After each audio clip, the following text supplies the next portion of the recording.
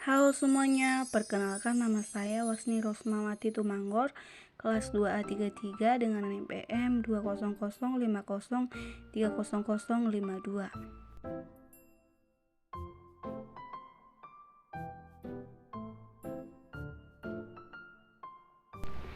Selamat pagi buat kita semua. Baiklah, terima kasih buat hari ini.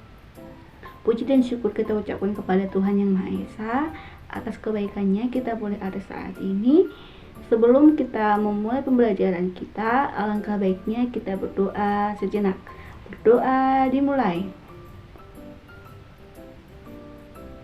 Berdoa selesai. Oke, sebelum kita memulai pembelajaran kita, hari ini Ibu akan melihat kehadirannya dulu ya.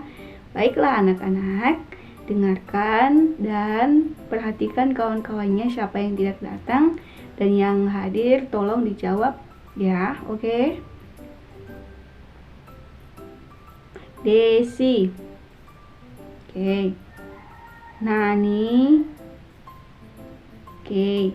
Nanda, oke. Dina, oke. Krisna, oke. Triguna, Lala. Oh, sakit ya? Siapa lagi? Ya, Delvin. Dir. Siapa lagi, Nak? Ya, Desi. Hadir. Lila hadir. Oke, siapa lagi yang boleh dipanggil, Nak? Oke, sudah dipanggil semuanya ya. Oke, terima kasih buat kehadirannya ya. Oke, baiklah, kita akan memulai pembelajaran kita dan kita akan memulai pembelajaran kita, yaitu kita akan belajar tentang ciri-ciri makhluk hidup. Nah, Ibu mau bertanya, apakah ada yang tahu makhluk hidup itu apa saja? Ya, betul. Makhluk hidup terbagi menjadi 3 golongan, yaitu manusia, hewan, dan tumbuhan. Yang pertama adalah manusia. Manusia adalah makhluk ciptaan Tuhan yang paling sempurna. Kenapa manusia ciptaan Tuhan yang paling sempurna di muka bumi ini? Dikarenakan manusia itu dilengkapi dengan akal dan pikiran. Itulah makanya dikatakan manusia diciptakan sebagai makhluk yang sempurna, karena kita diciptakan dengan akal, dengan pikiran.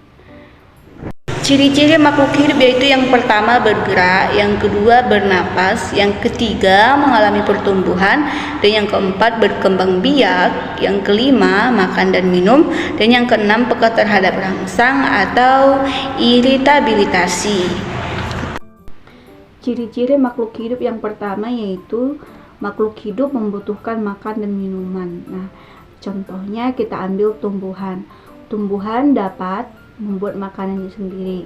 Nah, tumbuhan juga dia membuat makanannya itu dengan menyerap air dan zat hara dari dalam tanah, itu pada tumbuhan. Dan yang kedua, kalau manusia juga membutuhkan makanan dan minuman, yaitu yang kita butuhkan adalah makanan seperti kita adalah nasi, minum seperti air putih. Nah, kalau untuk hewan, ya hewan juga membutuhkan makanan seperti kucing, anjing juga memerlukan makanan, tetapi sisa daripada manusia. Oke.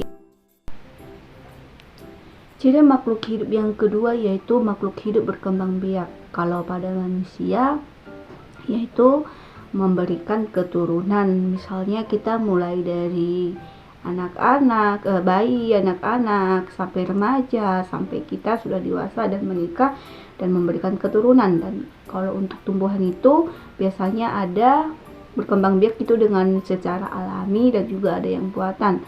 Kalau seperti contohnya kepada hewan, biasanya itu dengan kalau contohnya dari dari hewan itu, kalau dari ayam bisa bertelur, beranak dan seterusnya.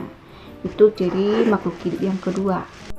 Ciri makhluk hidup yang ketiga yaitu mengalami pertumbuhan. Manusia itu dalam kandungan dulu, fase bayi, dan juga fase kawal kanak-kanak, ada juga fase kawal awal kanak-kanak tengah, dan ada akhir, fase remaja, fase dewasa muda, dan juga dewasa akhir, ada juga dewasa tengah, dan juga yang paling terakhir itu adalah fase dewasa akhir atau disebut dengan lansia, dan seterusnya akan kalau sudah tua dipanggil yang sang pencipta. Itu untuk ciri-ciri pada makhluk hidup yang bertumbuh.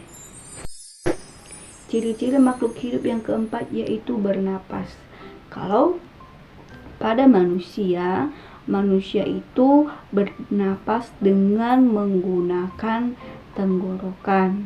Nah, kalau untuk tumbuhan, biasanya tumbuhan menggunakan pernapasannya yaitu melalui kulit.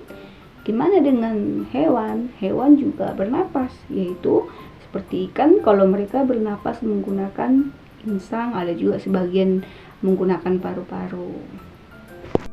Oke, ciri yang kelima yaitu tumbuhan itu juga bergerak. Tumbuhan bergerak itu biasanya mengikuti arah datangnya sinar matahari. Nah, akan tetapi kalau si tumbuhan ini tidak berpindah tempat kalau dia bergerak. Dia tetap di tempatnya, tetapi dia mengikuti arah datangnya dari sinar matahari.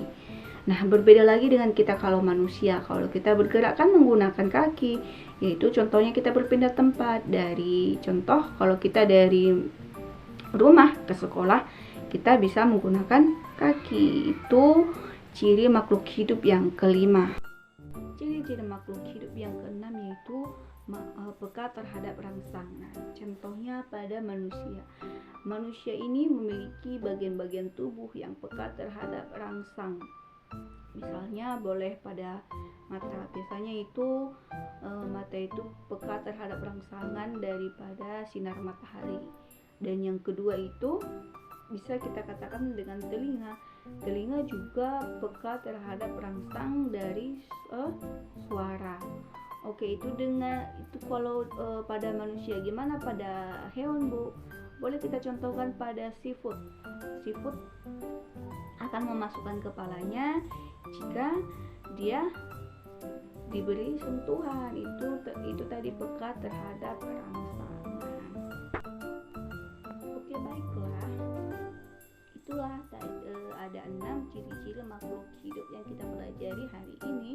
Dan yang pertama tadi itu ada ciri-ciri makhluk hidup, yaitu makhluk hidup memerlukan makanan dan minuman, makhluk hidup itu tumbuh, makhluk hidup itu bergerak, makhluk itu bernapas, berkembang biak, peka terhadap rangsangan. Itu tadi ciri-ciri makhluk hidup. Nah, hari ini itu dulu untuk pembelajaran kita, dan Ibu harapkan tetap diingat ciri-ciri makhluk hidup ini. Minggu depan Ibu akan mengulang kembali pembelajaran kita ini, dan Ibu akan memberikan tugas dikerjakan halaman 35 dan dikumpulkan minggu depan. Oke, cukup sekian pembelajaran kita hari ini. Sebelum kita menutup pembelajaran kita tutup dan kita akhiri dengan doa. Sebelum pulang, mari kita berdoa menurut agama dan kepercayaan kita masing-masing. Berdoa dimulai.